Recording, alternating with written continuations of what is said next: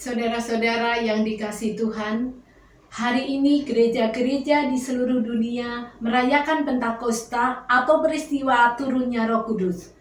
Roh Kudus turun ke dalam diri para murid yang pada waktu itu berhimpun dengan setia, menunggu terpenuhinya janji Tuhan Yesus akan kehadiran Roh Penolong dan Penghibur. Roh Kudus dijanjikan oleh Tuhan Yesus untuk menyertai kehidupan setiap umatnya. Karena penyertaan Roh Kudus, kita menjadi kuat dalam menjalani kehidupan. Karena Roh Kudus pula lah kita dapat mempunyai iman yang teguh, pengharapan yang menyala-nyala, dan kasih yang memulihkan kehidupan. Selamat Pentakosta, saudaraku.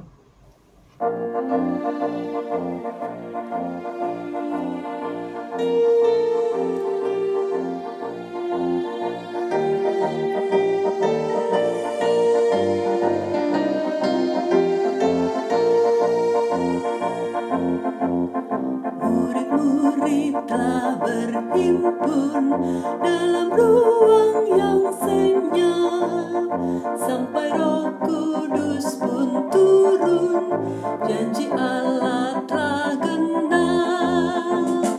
Ya Roh Kudus turunlah, ya Roh Kudus turunlah, ya Roh Kudus turunlah di antara umatmu.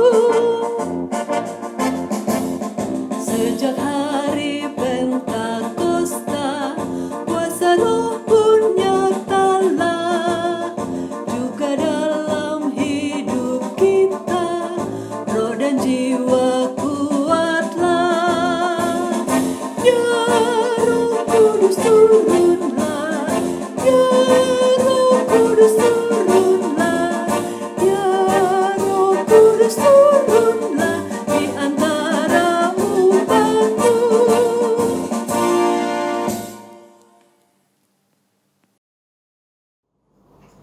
Pertolongan bagi kita adalah di dalam nama Tuhan yang menjadikan langit dan bumi. Kasih karunia dan damai sejahtera dari Allah Bapa kita dan dari Tuhan Yesus Kristus serta Roh Kudus menyertai saudara sekalian. Dan beserta saudara juga. Mari kita berdoa. Allah yang Maha Mulia, pada hari ini kami merayakan Pentakosta. Kami sungguh bersyukur atas kehadiran Roh Kudus di dalam kehidupan kami. Roh Kudus menyertai dan memberi kami kekuatan, penghiburan, serta keberanian untuk menghadapi pergumulan hidup. Kami mau membuka hati kami supaya senantiasa dipenuhi oleh aliran hidup yang berasal dari Roh Kudus. Dengan aliran hidup dari Roh Kudus, kami juga sigap mengalami pemulihan dan pembaruan diri setiap saat. Berkaryalah di dalam diri kami, ya Roh Kudus. Amin.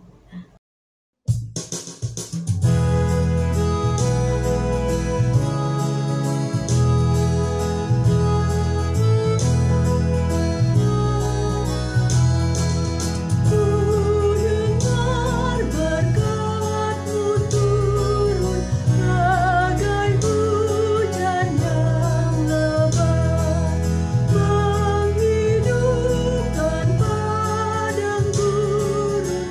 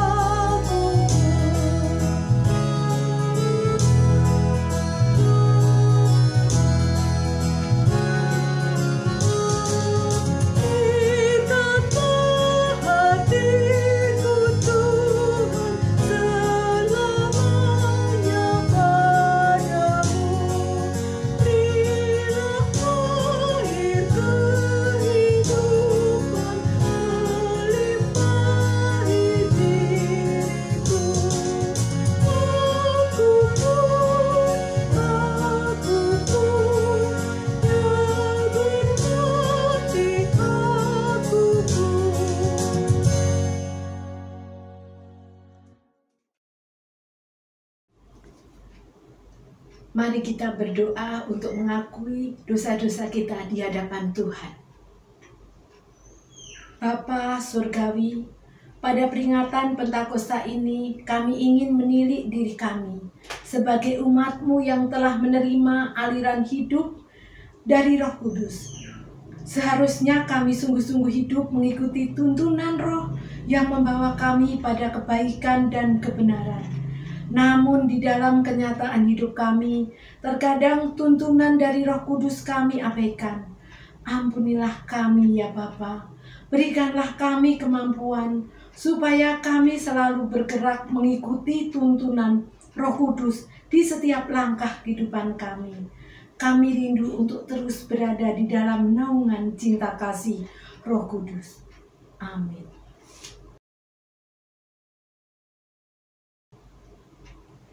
Marilah kita mendengarkan berita anugerah dari Tuhan menurut Roma 8 ayat 14 yang berbunyi demikian.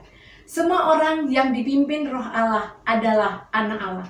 Demikianlah berita anugerah dari Tuhan. Syukur kepada Allah.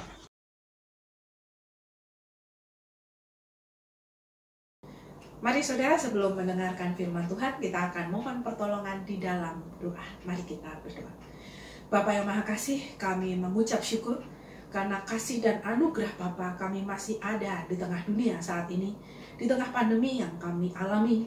Dan biarlah di dalam minggu-minggu ini kami boleh mendapat penguatan dari Tuhan melalui peristiwa Pentakosta, bagaimana Allah yang penuh kasih setia memberikan janjinya kepada dunia. Karena itu ya Allah, teguhkanlah iman kami, dan biarlah firman ini menjadi penolong bagi kami, pengingat bagi kami, dan juga menegur kami di dalam sikap hidup kami sehari-hari dalam melakukan firman Tuhan. Bersabdalah ya Bapa, kami siap untuk mendengarkan. Amin.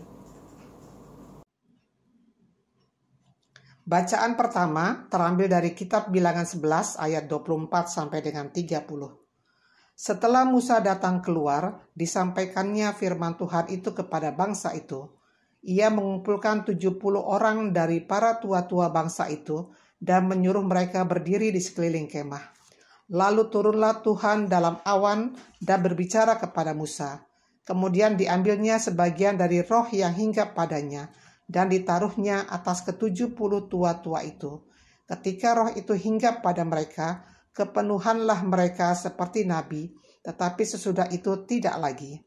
Masih ada 2 orang tinggal di tempat perkemahan, yang seorang bernama Eldad, yang lain bernama Medad. Ketika roh itu hinggap pada mereka, mereka itu termasuk orang-orang yang dicatat, tetapi tidak turut pergi ke kemah. Maka kepenuhanlah mereka seperti nabi di tempat perkemahan. Lalu berlarilah seorang muda memberitahukan kepada Musa, Eldad dan Medad kepenuhan seperti nabi di tempat perkemahan. Maka menjawablah Yosua bin Nun yang sejak mudanya menjadi abdi Musa, Tuanku Musa, cegahlah mereka. Tetapi Musa berkata kepadanya, apakah engkau begitu giat mendukung diriku? Kalau seluruh umat Tuhan menjadi nabi, oleh karena Tuhan memberi rohnya hinggap kepada mereka. Kemudian kembalilah Musa ke tempat perkemahan, dia dan para tua-tua Israel. Demikianlah sabda Tuhan. Syukur kepada Allah.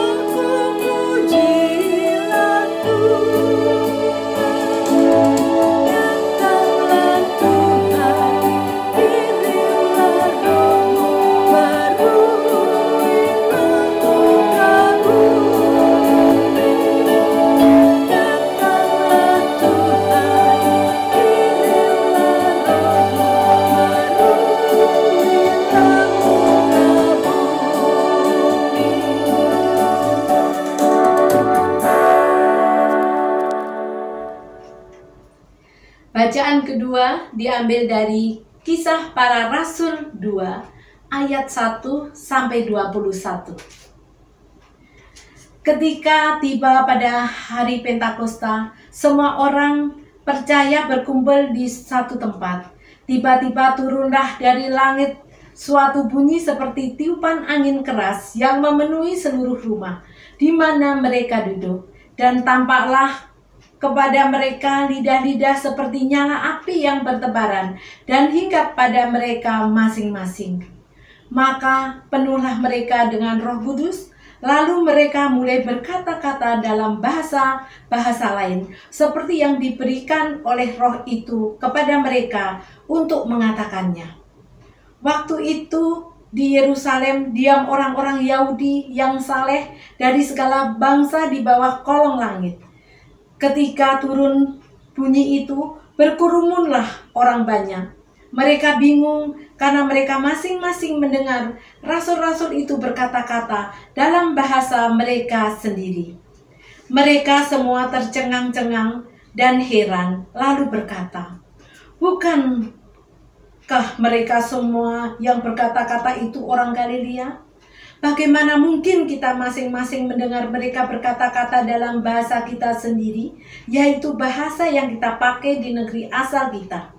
Kita orang Partia, Media, Elam, penduduk Mesopotamia, Yudea, dan Kapadokia, Pontus dan Asia, Frigia, dan Pamfilia, Mesir, dan daerah-daerah Libya yang berdekatan dengan Kirene.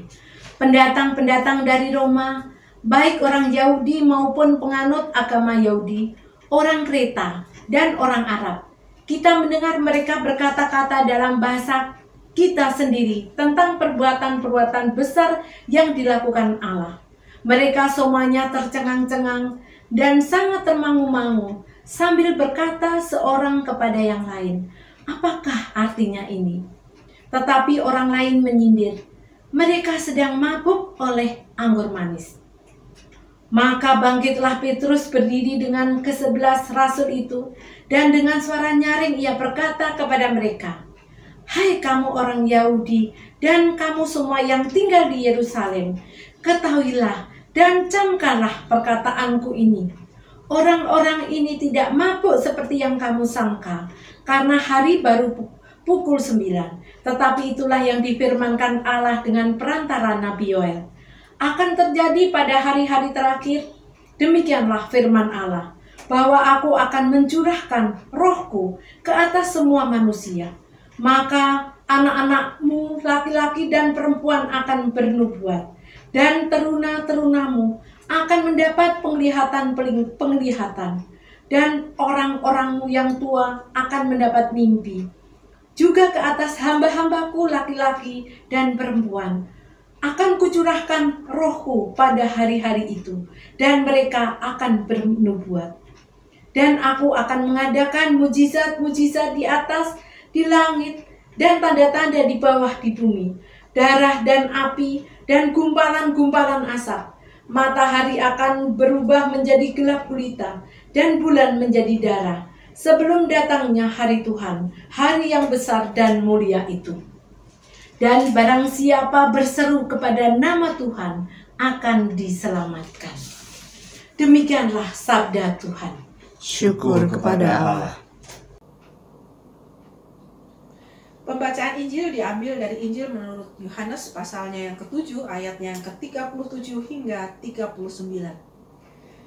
Dan pada hari terakhir, yaitu pada puncak perayaan itu, Yesus berdiri dan berseru, "Barang siapa haus, baiklah ia datang kepadaku dan minum.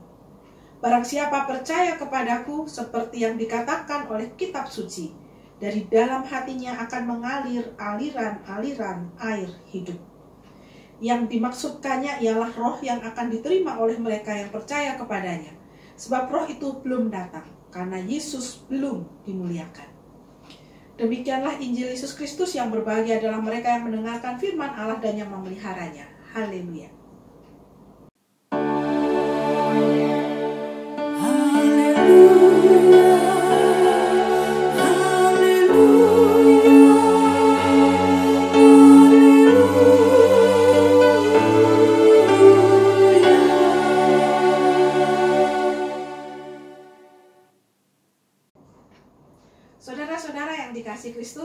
Selamat Pentakosta. Pentakosta.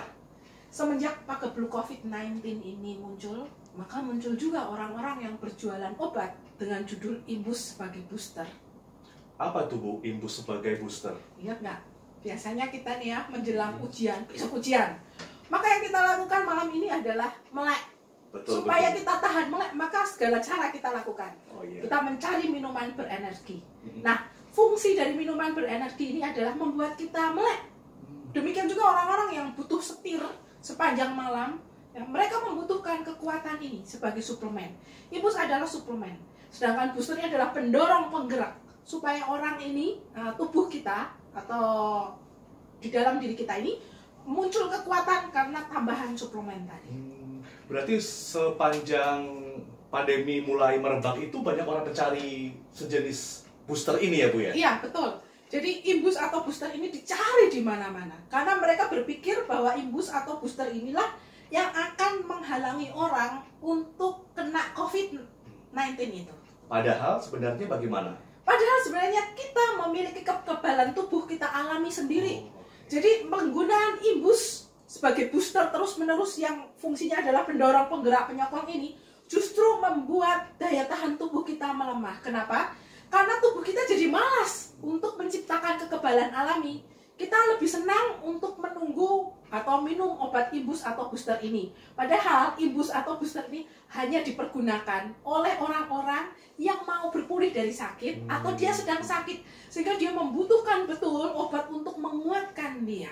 Padahal sebenarnya kita sudah punya kekebalan sendiri ya Bu ya? Ya, betul. Jadi sebenarnya kita diberi oleh Tuhan kekebalan tubuh alami yang sanggup untuk menciptakan sendiri kekebalan atau imunitas itu tanpa harus banyak-banyak minum imbus atau booster. Jadi sebenarnya minum booster imbus ini nggak apa-apa karena memang menolong. Tetapi kalau kita tergantung, ingat baik-baik bahwa imbus ini adalah suplemen. Dia hanya sebagai booster tadi, pendorong penggerak supaya kita melek matanya, supaya kita tetap berenergi. Oh, iya. Lalu jika dikaitkan dengan kehidupan kita sebagai orang beriman, apakah juga kita punya imbus atau booster seperti yang tadi diilustrasikan oleh Ibu Pendeta? Ya, disadari atau tidak, di tengah kehidupan kita, kadang-kadang kita mendengarkan sharing-sharing yang menguatkan hati kita. Dan itu meneguhkan kita juga. Misalkan, kita menemui bahwa ada seorang yang harusnya dia meninggal karena sakit penyakit atau terkena bencana alam. Namun ternyata dia bisa sembuh. Atau orang yang dulunya perbuatannya tidak baik, ternyata dia bisa bertobat dan menjadi baik. Atau di tengah situasi seperti ini, tiba-tiba kita mendengar salah seorang yang kita kenal, dia orang baik, meninggal. Tentu kita akan secara reflektif mundur dan berpikir, kenapa dia? Dia orang yang baik, dia melakukan banyak hal untuk gereja. Dan dia terkenal orang yang suka melayani. Apalagi kalau meninggalnya karena COVID. Tentu itu akan menimbulkan bekas yang luar biasa di dalam hidup kita. Dan itu memang menjadi booster, ya, menjadi penguat bagi kita juga. Tapi itu kan pengalaman orang lain. Yang lebih indah adalah bagaimana pengalaman kita sendiri dengan Tuhan. Karena pengalaman kita dengan Tuhan adalah kekebalan alami tubuh kita, imunitas iman kita di tengah kehidupan kita. Jadi pengalaman manusia yang jatuh bangun, ada suka dan duka dihadapi, itu penting juga supaya kita terlatih ya Bu ya, punya imunitas alami seperti yang tadi Ibu bilang. Nah, kalau kita mencermati bacaan kita, apakah ada pengalaman-pengalaman khusus antara umat beriman dengan Allah yang boleh kita pelajari atau kita pahami? Di dalam bacaan-bacaan kita hari ini yang diawali dengan kitab Bilangan, kita diajak untuk melihat bahwa pengalaman bersama Tuhan itu dialami oleh sekelompok orang, sehingga mereka ini bisa kepenuhan seperti para nabi. Dan di tengah situasi kepenuhan itu, mereka menceritakan karya-karya besar Allah di tengah kehidupan manusia tanpa takut. Namun, penampakan atau roh yang menghinggapi umat Tuhan saat itu jarang-jarang terjadi. Karena ini adalah kisah perjanjian lama. Berbeda dengan perjanjian baru. Perbedaannya di mana Bu dengan perjanjian baru? Ya, kalau di dalam perjanjian baru, Yesus Kristus sendiri yang menjanjikan bahwa setelah dia nanti mati, bangkit, naik ke surga, maka dia akan menurunkan Roh Kudus. Dan pengalaman turunnya Roh Kudus ini betul dialami di dalam kisah para rasul yang mencatatkan itu di hari Pentakosta, yaitu hari ke-50 setelah Paskah atau kebangkitan Yesus, atau 10 hari setelah Tuhan Yesus naik ke surga. Roh Kudus turun dan membuat begitu banyak orang yang berkumpul saat itu bisa berbicara atau mendengar bahasa-bahasa dari seluruh dunia. Itulah yang disebut bahasa lidah atau glosolalia. Dan melalui apa yang mereka sampaikan, orang-orang banyak dari bangsa dan bahasa yang berbeda jadi tahu, mengenal karya Allah ya Bu ya. Betul. Di hari Pentakosta kita juga diingatkan akan kehadiran Allah Trinitarian. Allah dalam wujud Bapa dan juga Kristus Yesus dan Roh Kudus. Namun memang kita dilihatkan pada satu sisi, yaitu Roh Kudus. Bagaimana umat dikenalkan pada karya Roh Kudus. Tetapi sebenarnya Allah tidak sendiri. Roh Kudus juga tidak sendiri, karena ini Allah Trinitarian. 3 yang 1, 1 yang 3. Nah, Allah yang menari ini mengajak umat juga menari bersama, memberi ruang kepada dunia. Dan Yesus Kristus mengajak kita untuk mencipta tarian bersama dengan dunia. Nah, saya ada pertanyaan Bu, yang mungkin juga ditanyakan oleh banyak orang Kristen, yaitu apakah kita memiliki Roh Kudus? Mari kita lihat perjanjian antara kita dengan Tuhan. Jadi di dalam perjanjian kita dengan Tuhan, kita diingatkan bahwa kita mengalami sebuah proses melalui baptis anak. Pada saat baptis anak, orang tualah yang mengakui iman percaya kepada Tuhan Yesus sebagai juru selamat. Dan di saat baptis anak itu, di hati kita ditahtakan atau dimenteraikan Roh Kudus. Sejak itulah Roh Kudus berkarya. Dan Roh Kudus inilah yang akan membawa pengenalan kepada Tuhan Yesus Kristus. Sehingga kita nanti pada waktu sidi, itulah waktu di mana kita mengakui Tuhan Yesus sebagai juru selamat kita secara pribadi. Jadi kita akan berubah menjadi dewasa secara iman karena mengakui Tuhan Yesus secara pribadi. Jadi Roh Kudus ini berkarya semakin memantapkan kita untuk kenal Allah, kenal Kristus, dan bagaimana karyanya itu juga dapat kita teruskan, kita wartakan, firman-Nya kita hidupi setiap hari ya Bu ya. Betul. Di dalam Injil Yohanes pasal 7 ayat 37 dan 38 juga mengingatkan kita bahwa percaya kepada Tuhan Yesus itu akan membawa pengenalan kepada Yesus makin dalam, karena di dalam hati manusia itu akan ada aliran-aliran air hidup. Namun dasarnya adalah bagaimana kita ini betul-betul percaya. Di ayat 37 mengatakan, apakah percaya itu? Percaya adalah bagaimana kita haus akan firman Allah dan minum firman Allah itu di dalam kehidupan kita sehari-hari.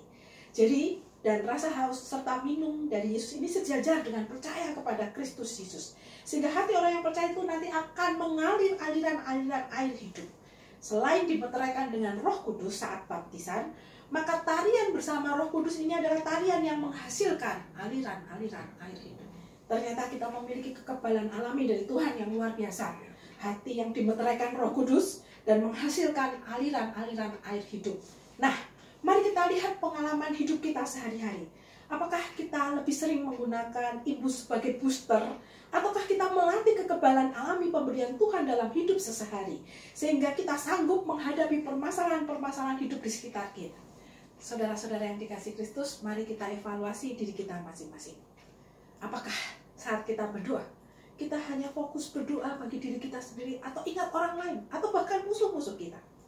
Ingat, sebagai aliran air hidup, doa menghidupkan. Yang kedua adalah, apakah ketika kita memohon berkat dari Tuhan hanya untuk diri kita sendiri, atau juga untuk orang-orang sekitar kita? Ingat, aliran air hidup berarti kita berbagi berkat. Seperti bantuan negara yang diberikan pada saat-saat terakhir ini, ketika kita mengalami pandemi ini, bantuan itu untuk orang-orang yang tidak mampu. Kalau kita cukup, maka cukupkanlah, biarkanlah bantuan itu untuk mereka yang membutuhkan. Apakah kita banyak mengeluh karena pagebluk ini, atau kita mensyukuri karunia Allah melalui pagebluk ini sebagai aliran-aliran air hidup? Maka mari kita berpikir positif bahwa pagebluk ini juga membawa dampak yang positif. Kita akhir-akhir ini bisa melihat langit yang kembali berwarna biru, ataupun kita bisa melihat pelangi setelah hujan, dan kita juga memiliki waktu bersama dengan keluarga kita. Lalu di tengah pandemi ini, apakah kita hanya berdiam diri saja, atau justru kita menghasilkan banyak ide dan kreativitas di dalam kehidupan kita? Aliran air hidup mungkin geraknya terbatas, tetapi ide dan kreativitas itu bisa terus tumbuh, dan Bapak Ibu bisa mendukung di dalam pelayanan sebagai salah satu bentuk bahwa kita bersama-sama menghasilkan kreativitas. Kemudian, apakah kita juga mudah panas ketika mendengar berita-berita terkait dengan pandemi, mungkin itu hoax atau bukan, atau kita tenang, kita mencari tahu seperti apa sesungguhnya yang terjadi. Aliran air hidup, tenang dan sabar. Maka kita juga harus tenang dan sabar, tidak perlu marah-marah atau reaktif dengan berita-berita yang muncul. Juga kita perlu pahami bahwa kalau mudah marah, maka yang terjadi adalah hal-hal yang tidak baik. Karena sebagai yang punya aliran hidup, hidup kita harusnya dipenuhi dengan ketenangan dan kesabaran. Pentakosta adalah peringatan turunnya Roh Kudus. Apa yang sudah kita lakukan bersama dengan Roh Kudus untuk menjadi aliran-aliran air hidup. Kiranya Tuhan memampukan kita menjadi aliran-aliran air hidup.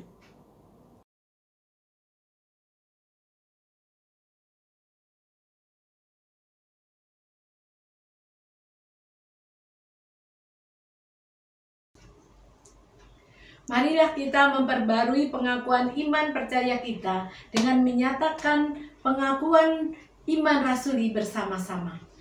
Aku percaya kepada Allah, Bapa yang Maha Kuasa, Khalik langit dan bumi, dan kepada Yesus Kristus, Anaknya yang tunggal, Tuhan kita, yang dikandung dari Roh Kudus, lahir dari anak darah Maria, yang menderita sengsara di bawah pemerintahan Pontius Pilatus, disalibkan, mati dan dikuburkan, turun ke dalam kerajaan maut.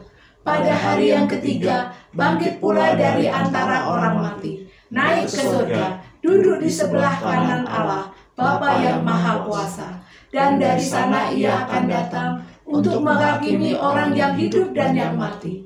Aku percaya kepada Roh Kudus, gereja yang kudus dan am, persekutuan orang kudus, pengampunan dosa, kebangkitan orang mati, dan hidup yang kekal.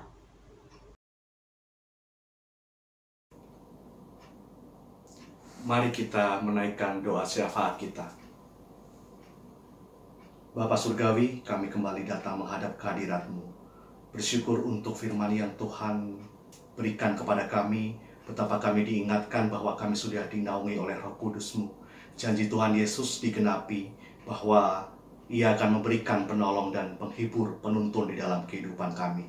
Kiranya kami senantiasa dipenuhi oleh aliran hidup yang berasal dari Roh Kudus. Kami terus mewartakan cinta kasih Kristus. Juga setiap firman Tuhan kami taati, kami lakukan di dalam kehidupan kami sehari-hari. Sehingga ketika orang melihat kami, mereka juga dapat menyaksikan citra Kristus terpancar di dalam setiap tingkah laku kami. Saat ini kami rindu untuk menaikkan pokok-pokok doa syafaat kami, ya Tuhan. Kami mau berdoa untuk dunia ini yang masih sedang bergumul dengan pandemi COVID-19. Kami terus percaya bahwa Tuhan senantiasa menilik kehidupan kami. Kami percaya bahwa Tuhan membimbing kami, menolong kami untuk tetap teguh beriman, tabah, dan senantiasa berharap kepada Engkau. Tolonglah ya Tuhan para dokter, tenaga medis, para perawat yang merawat para pasien. Tuhan pulihkan para pasien, juga keluarganya diberikan penghiburan. Tuhan berkati pemerintah yang juga turut mengupayakan upaya penanggulangan penyebaran virus COVID-19 ini. Biarlah mereka juga diberikan hikmah dan kebijaksanaan. Tuhan tolong setiap warga masyarakat juga dapat bahu-membahu supaya mata rantai penyebaran virus COVID-19 ini sungguh dapat terputus dan kondisi kehidupan dapat kembali pulih seperti sedia kala. Kami berdoa bagi gereja-gereja Tuhan di seluruh dunia. Di tengah peringatan Pentakosta ini, kami sebagai gereja juga mau untuk terus bersyukur bahwa kami semakin diperlengkapi Tuhan. Di tengah situasi dan kondisi yang mungkin berat kami rasakan, kami tidak pernah kehilangan semangat untuk terus menjadi suar cinta kasih Kristus, bahwa senantiasa ada pengharapan yang dibagikan untuk setiap pribadi di dunia ini, untuk setiap ciptaan Tuhan di muka bumi ini. Biarlah gereja senantiasa setia untuk menjadi saksi Tuhan di dalam kata dan karya. Kami juga berdoa ya Tuhan bagi pergumulan pribadi setiap anggota jemaat dan simpatisan di GKI Jati Bening Indah, Bekasi. Kami percaya bahwa Tuhan melihat setiap pergumulan kami. Kami yang bergumul dengan sakit penyakit ataupun pemulihan kesehatan, kami yang bergumul dengan persoalan ekonomi, persoalan pekerjaan, studi, kami yang bergumul dengan kerinduan-kerinduan khusus di tengah keluarga kami, ataupun pergumulan lain yang kami percaya bahwa Tuhan tahu dan mengenal apa yang kami sungguh-sungguh butuhkan. Mari Tuhan, Engkau juga jamah kami, Engkau sentuh kami, Engkau rangkul kami, bantu kami untuk berjuang di dalam iman bersama dengan Engkau, dengan Roh Kudus di dalam diri kami. Kami percaya bahwa kami diberikan kesempatan untuk menghadapi ini bersama dengan Tuhan. Tuhan, inilah pokok-pokok doa syafaat kami ya Tuhan, dan kami rindu untuk menutupnya di dalam doa yang Tuhan Yesus ajarkan kepada para murid. Bapa kami yang di surga, dikuduskanlah nama-Mu, datanglah kerajaan-Mu, jadilah kehendak-Mu di bumi seperti di surga. Berikanlah kami pada hari ini makanan kami yang secukupnya, dan ampunilah kami akan kesalahan kami, seperti kami juga mengampuni orang yang bersalah kepada kami. Dan janganlah membawa kami ke dalam pencobaan, tapi lepaskanlah kami daripada yang jahat. Karena Engkau yang punya kerajaan, dan kuasa, dan kemuliaan, sampai selama-lamanya. Amin.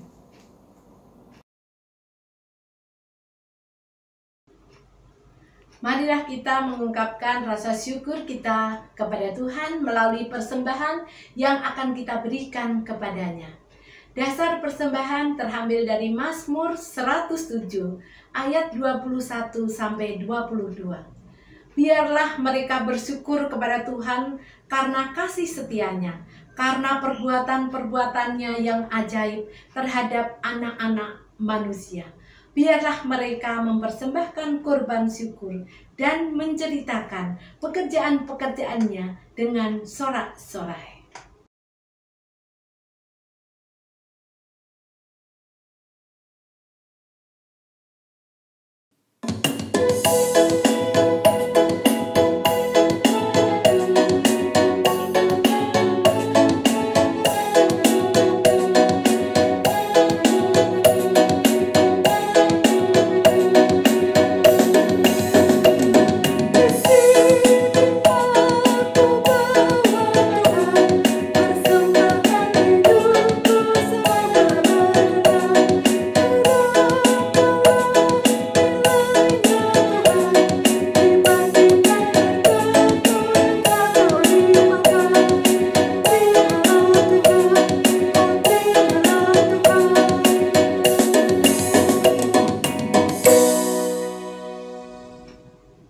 Mari kita berdoa untuk persembahan kita.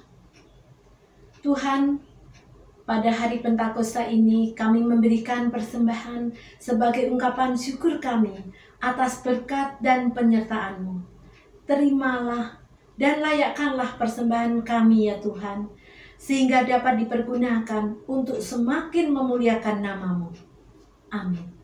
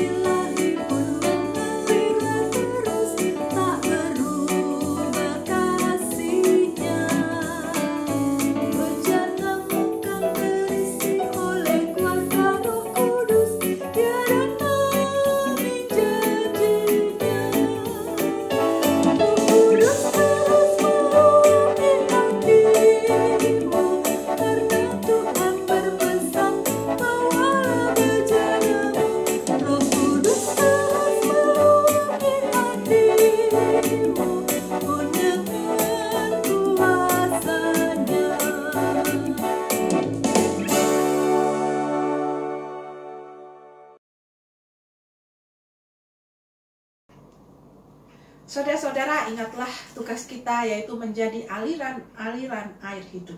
Karena itu, terimalah berkat Tuhan. Tuhan memberkati engkau dan melindungi engkau. Tuhan menyinari engkau dengan wajahnya dan memberi engkau kasih karunia. Tuhan menghadapkan wajahnya kepadamu dan memberi engkau damai sejahtera kini hingga selamanya.